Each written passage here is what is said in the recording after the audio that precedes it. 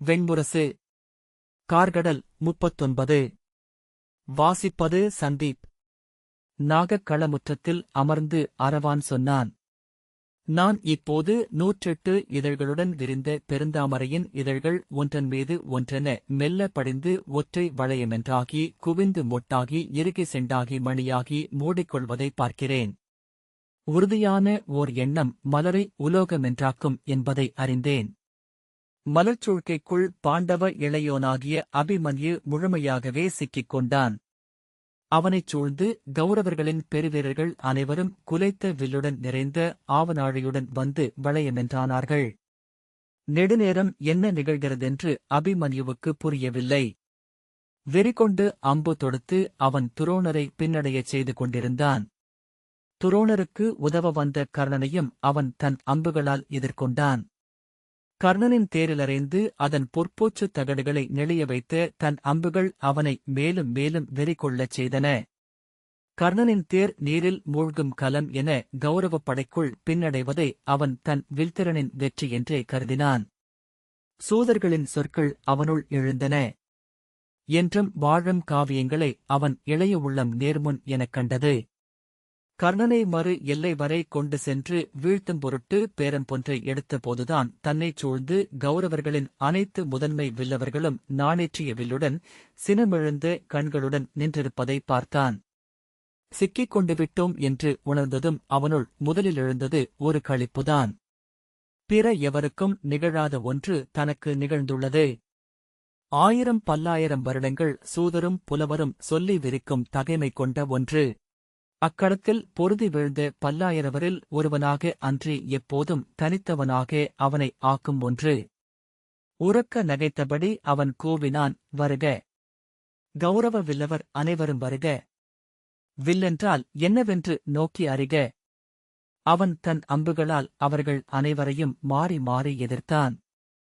100 கைகள் எழுந்து வந்தது போல், தன் மூதாதையைப் போல் உடல் முழுக்க விழி பெருகியவன் போல் 100 அம்புகள் ஒரே தருணம் எழுந்து அவன் மேல் பாய சூழ்ந்து அணுகிய ஒவ்வொரு அம்பையும் தனித்தனியாக நோக்கினான். ஒரே கணத்தில் பல அம்புகளை அறைந்து வீழ்த்தினான். அவன் திறனின் உச்சத்தைக் கண்டு சூழ்ந்திருந்த கௌரவப் பெருவீரர்கள் திகைப்பும் பின் அச்சமும் அடைந்தனர்.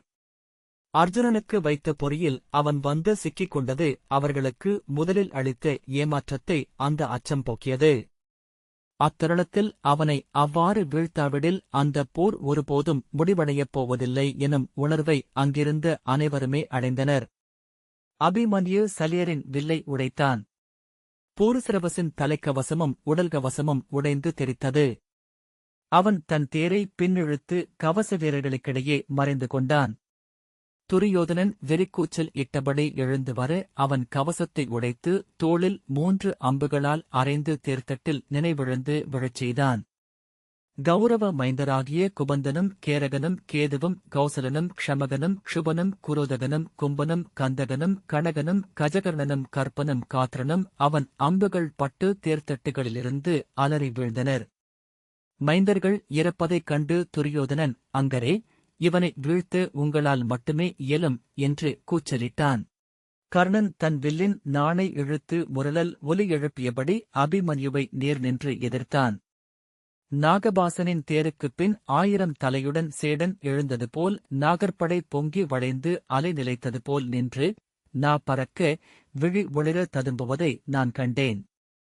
ஆனால் அபிமன்யு எதையுமே காணவில்லை. அவன் நோக்கியதெல்லாம் துள்ளும் விஜயத்தை, அதிலேறி காற்றிலெழும் அம்புகளை மட்டுமே. கர்ணன் அபிமன்யுவை சூழ்க்கைக்கு உள்ளிழுக்கையில் ஊமைச்சீற்றம் கொண்டிருந்தான். அது அபிமன்யு மீதான சினமல்ல, தன் மீதான சினமும் அல்ல, இலக்கின்றி ஒவ்வொரு கணமும் உருமாறும் கசப்பு. எங்கு விழிப்படுகிறதோ அதன் மீது முழு நஞ்சையும் உமிழும் பொறுமல். அபிமன்யு அவனை அறைந்து பின்னடையச் செய்து கொண்டிருக்கையில் ஒரு கணம் அவன் அம்பினால் தன் நெஞ்சக்கவசம் உடைந்து உயிர் அகலக்கூடுமெனில் நன்றே எனும் எண்ணம் அவனில் வந்து சென்றது. பின் எங்கெங்கோ இருந்து முகங்கள் எழுந்து அவனை சூழ்ந்தன.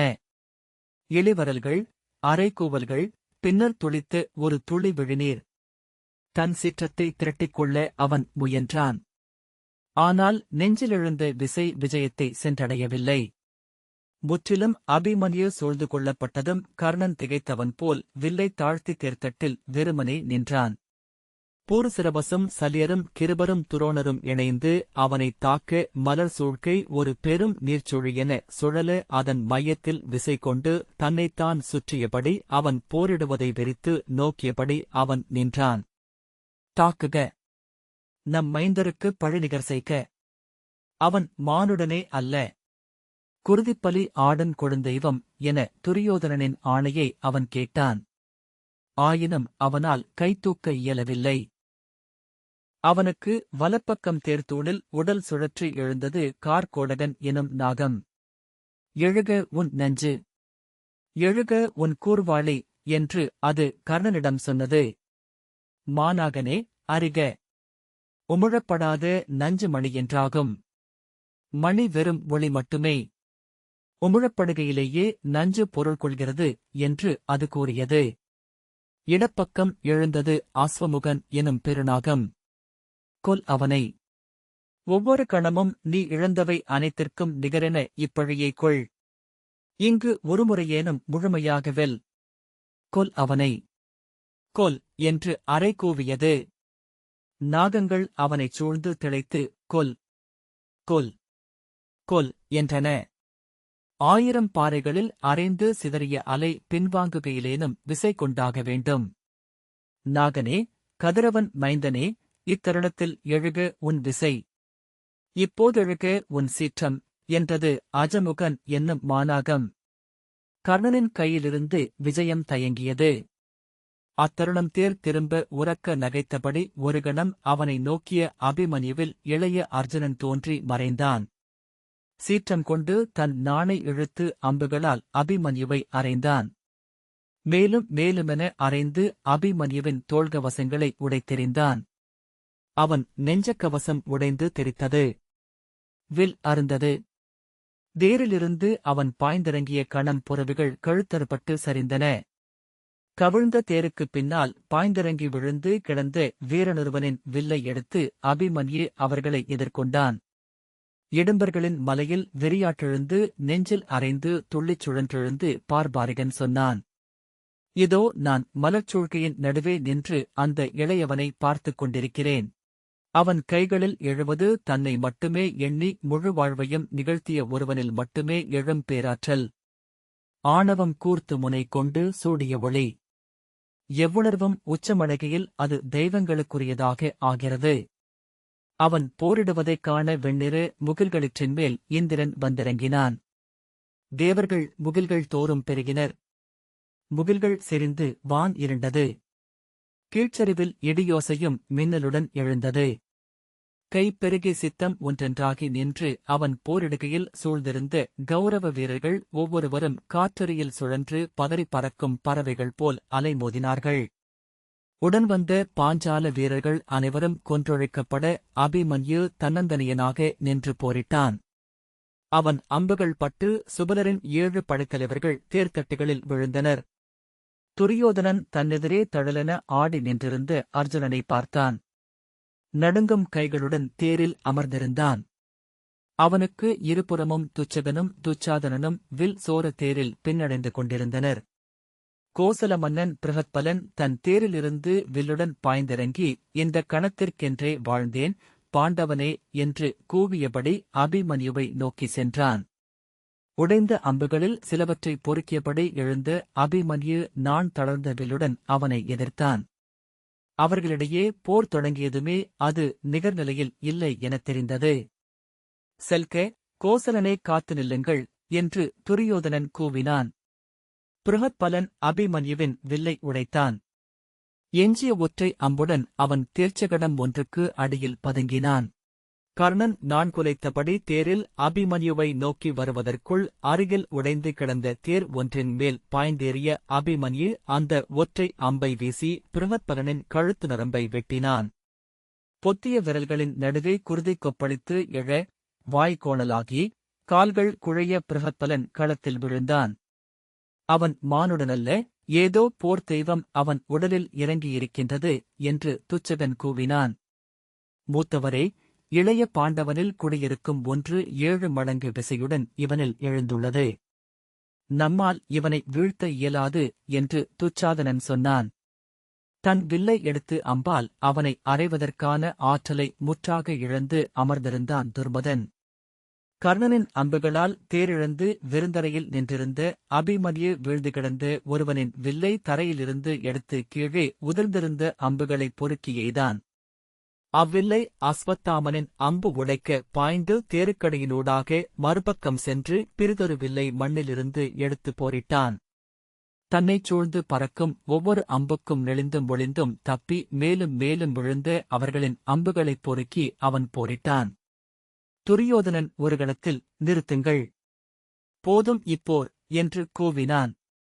மூத்தவரே என்று துச்சாதனன் கூவினான். துரியோதனன் கைகளை வீசி போதும், அவனை போகவிடுங்கள், வேண்டாம் என ஆணையிட்டான். அவன் குரல் எழுந்த அக்கணத்திலேயே அபிமன்யுவை நோக்கி உருவிய வாளுடன் லக்ஷ்மணன் பாய்ந்தான். நில், வேண்டாம் நில் என்று துரியோதனன் கூவினான். லக்ஷ்மணன் அபிமன்யுவுடன் வாள் முட்டி போரிடத் தொடங்கிய போது எழுந்த ஓசையில் அந்தக் குரல் மறைந்தது.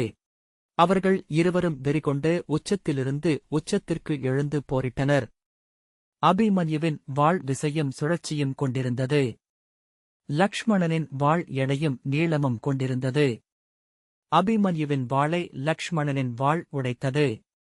அக்கணமே நிலத்தில் விழுந்து அதே விசையில் உடைந்த வாளை வீசி லக்ஷ்மணனின் கழுத்தை அறுத்தான் அபிமன்யு. தலை அறுபட்டு பக்கவாட்டில் தொங்க நிலத்தில் தோள் அரைந்து விழுந்து கால்களை உதைத்துக் கொண்டு துள்ளியது லக்ஷ்மணனின் உடல். துரியோதனன் ஓசையற்ற, காட்சிகள் ஏதுமற்ற வெட்டவெளி ஒன்றின் சுழிமயத்தில் என தன்னை உணர்ந்தான். எண்ணங்களும் சுழித்து ஒற்றைச் சொல்லென்றாயின. அவன் விழிகளும் வாயும் திறந்திருக்க தலை நடுங்கிக் கொண்டிருந்தது. அவன் உடல் பக்கவாட்டில் சரிய அருகிருந்த ஆவக்காவலன் அவனைப் பற்றிக் கொண்டான். துச்சாதனன் நெஞ்சில் ஓங்கி அறைந்து கொண்டு, கொல்லுங்கள், விடாதீர்கள், ஒவ்வொருவரும் களமிறங்குங்கள், இன்று இவன் குருதி கொள்ளாது இப்போர் முடிவுறாது என்று கூவினான். கிருபரும் துரோணரும் கர்ணனும் அஸ்வத்தாமனும் பூருசிரவசும் சலியரும் சேர்ந்து அபிமன்யுவின் மேல் அம்புகளால் அரைந்து அரைந்து அவனை நிலத்தில் புரட்டினர். உடலெங்கும் அம்புகளுடன் முள்ளம்பன்றி போல அவன் பாய்ந்த தேருக்கு அடியில் பதுங்கிக் கொண்டு அங்கிருந்து அம்புகளை எடுத்து வீசி காந்தாரத்து போர்வீரர்களை கொன்றான். துரியோதனனின் அணுக்கனான பிருந்தாரகன் கழுத்தின் நரம்பை வெட்டிய அம்பினால் வீழ்த்தப்பட்டு தேர்த்தட்டிலிருந்து சரிந்தான். அப்பால் மலச்சூழ்கைக்கு வெளியே பீமன் தலைமை கொண்ட பாண்டவர்களின் படையின் கட்டைவிரல் அர்ஜுனன் நடத்திய சுட்டுவிரலுடன் இணைந்து தாமரையின் பின்பக்கம் பெரும் விசையுடன் அரைந்து சிதறடித்துக் கொண்டிருந்தது. அங்கு நின்றிருந்த காலாட்படையினர் பீமனின் கதையாலும் அர்ஜுனனின் அம்புகளாலும் செத்து உதிர்ந்து கொண்டிருந்தனர். ஆனால் ஒழியாது மேலும் மேலும் இடைவெளிகளை நிரப்பிக் கொண்டிருந்த அவர்களின் எண்ணிக்கை அவர்களிருவரையும் தடுத்து நிறுத்தியது. வைக்கோற் போரில் முட்டும் யானை என பீமன் ஆற்றலிழந்தான். உதரும் இலைகளை, சருகுகளை சலிக்காது அம்புகளால் வீழ்த்துவது போல் உணர்ந்து அர்ஜுனன் சீற்றம் கொண்டான். கணம் ஒழுகிக் கொண்டிருக்கிறது, இன்னும் சற்று பொழுது, நாம் இதை உடைத்து அவனை மீட்டாக வேண்டும் என்று திருஷ்டத்யும்னின் ஆணை ஒலித்தது. இன்னும் சில பொழுது, இந்த படைக்கோட்டையை உடைத்தாக வேண்டும், இன்னும் சற்றே பொழுது என்று முரசுகள் பதறி ஓலமிட்டன. ஜெயத்ரதனும் கிருதவர்மனும் மலர்ச்சூழ்கையை காத்துக் கொள்க, செல்க, மலர்ச்சூழ்கையை காத்து நிலை கொள்க என சகுனியின் ஆணை எழுந்தது. சிந்தநாட்டுப் படைகளின் இதழின் முகப்பிலிருந்து பின்னணிக்குச் சென்று ஜெயத்ரதனும் கிருதவர்மனும் அர்ஜுனனை எதிர்த்து நின்றனர். இருபுறத்திலிருந்தும் எழுந்த அம்புகளை அர்ஜுனன் தடுத்து போர் புரிந்தான். சகுனியின் ஆணைப்படி பால்ஹிகர் தன் யானையில் ஏறி வந்து பீமனை தடுத்தார். அவருடைய படைகளை அரைந்து சிதறடித்தார். அபிமன்யு அனைத்து படைக்கலங்களையும் இழந்து தரையில் நிற்பதை துரியோதனன் கண்டான். இது நற்போரல்ல, நான் படைக்கலமில்லாதிருக்கிறேன், ஒரு வில்லும் அம்பும் எனக்குக் கொடுங்கள், ஒரு தேரை எனக்கு அழியுங்கள், வீரனாக பொருதி உயிர்விட எனக்கு வாய்ப்பளியுங்கள் என்று அபிமன்யு கூவினான். துரியோதனனை நோக்கி, தந்தையே, மைந்தனென உங்களிடம் நான் கோருவது ஒன்றுதான், ஒரு தேர், ஒரு வில், ஓர் ஆவனாழி என்றான். துரியோதனன் மறுமொழி சொல்வதற்குள் துரோணர் தன் அம்பால் அவன் நெஞ்சை அறைந்தார். குருதி வழிய அவன் தெரித்து மண்ணில் விழுந்து உருண்டு எழுந்து நின்றான். சொற்களை கேளாதீர்கள், அவனைக் கொல்லுங்கள் என்று துரோணர் கூவினார். அவன் வில்லில் எழுந்தது தொல்லசுரர்களின் ஆற்றல் என்பதை மறக்க வேண்டியதில்லை. கொல்லுங்கள் அவனை என்றார். காந்தாரியின் முன் அமர்ந்து தன் கைகளால் களத்தை அளைந்து சோழிகளை அகற்றியபடி ஒற்றை விழி உறுத்து நோக்கியிருக்க ஏகாக்ஷர் சொன்னார். துரோணரின் சொற்களை நான் கேட்கிறேன். அவரும் அதை பெரும் திகைப்புடன் கேட்கிறார். எங்கிருந்து அது எழுந்ததென்று அவரும் வியக்கிறார். ஆனால் சீற்றத்துடன் அம்புகளை ஏவியபடி தன்னந்தனியனாக அப்படை முன் நின்றிருந்த சிறுவனை அவர் தாக்கினார்.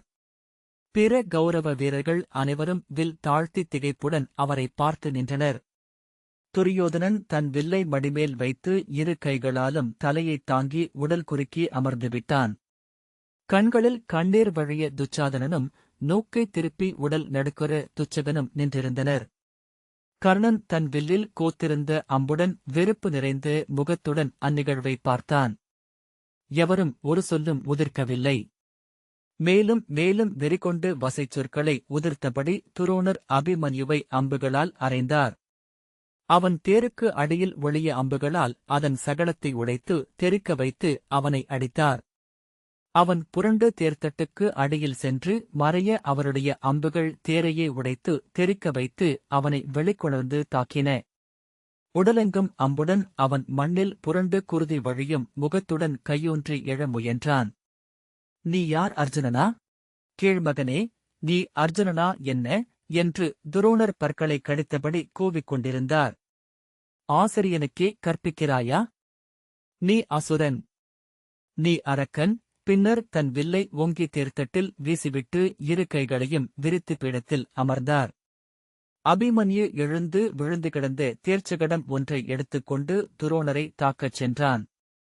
அதைக் கண்டு துரோணரின் முகம் வெறுப்பில் வலிப்பு கொண்டது. கைகள் நடுங்கின. ஆனால் அவர் வில்லை எடுக்கவில்லை. அஸ்வத்தாமன் பற்களைக் கடித்தபடி தன் வில்லில் அம்பு பொருத்தி நாணை இழுத்தான்.